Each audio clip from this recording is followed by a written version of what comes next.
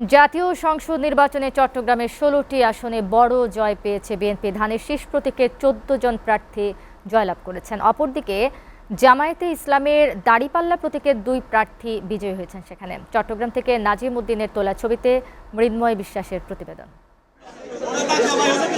চট্টগ্রামে অশীতিপর বৃদ্ধ থেকে জীবনে প্রথমবার ভোট দেওয়া সদ্য কৈশোর পার করা তরুণ সবার চোখে মুখে ছিল অন্যরকম উচ্ছ্বাস।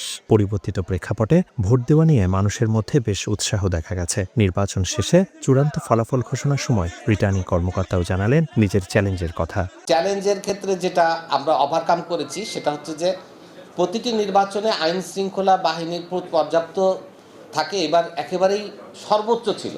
চট্টগ্রামে বিজয়ী বিএনপি ১৪ প্রার্থীর মধ্যে ১০ জনই নতুন মুখ। চতুর্থবারের মতো নির্বাচিত হয়েছেন চট্টগ্রাম ১১ আসনের বিএনপি প্রার্থী ও দলটির স্থায়ী কমিটির সদস্য সাবেক মন্ত্রী আমির খসরু মাহমুদ চৌধুরী। বাংলাদেশের যে কোনো সংকটময় মুহূর্তে, কঠিন সময়ে বাংলাদেশের জনগণ বারবার বাংলাদেশ জাতীয়তাবাদী দলের উপর আস্থা রেখেছে, এবারও রেখেছে।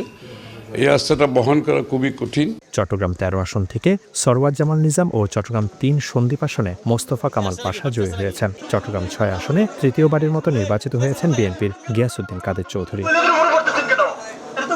এছাড়া 10টি আসনে জয়ী বিএনপির নতুন মুখের মধ্যে রয়েছে চট্টগ্রাম ১ আসনে নুরুল আমিন, চট্টগ্রাম ২ আসনে সরওয়ার আলমগীর, চট্টগ্রাম ৪ আসনে আসলাম চৌধুরী, চট্টগ্রাম ৫ আসনে ব্যারিস্টার মীর মোহাম্মদ হেলাল উদ্দিন, চট্টগ্রাম ৭ আসনে হুম্মাম কাদের চৌধুরী, চট্টগ্রাম ৮ আসনে ইরশাদুল্লাহ, চট্টগ্রাম ৯ আসনে আবু সুফিয়ান, চট্টগ্রাম ১০ আসনে সাইদ আল নোমান, চট্টগ্রাম ১২ আসনে এনামুল হক, চট্টগ্রাম ১৪ আসনে জসিমউদ্দিন আহমদ। আগামীতে সততা আর ন্যায়ের সাথে কাজ করার কথা জানিয়েছেন তারা। এছাড়া চট্টগ্রাম ১৫ ও ১৬ আসনে জামায়াতে ইসলামের প্রার্থী শাহজাহান চৌধুরী ও মাওলানা জহিরুল ইসলাম নির্বাচিত হয়েছেন।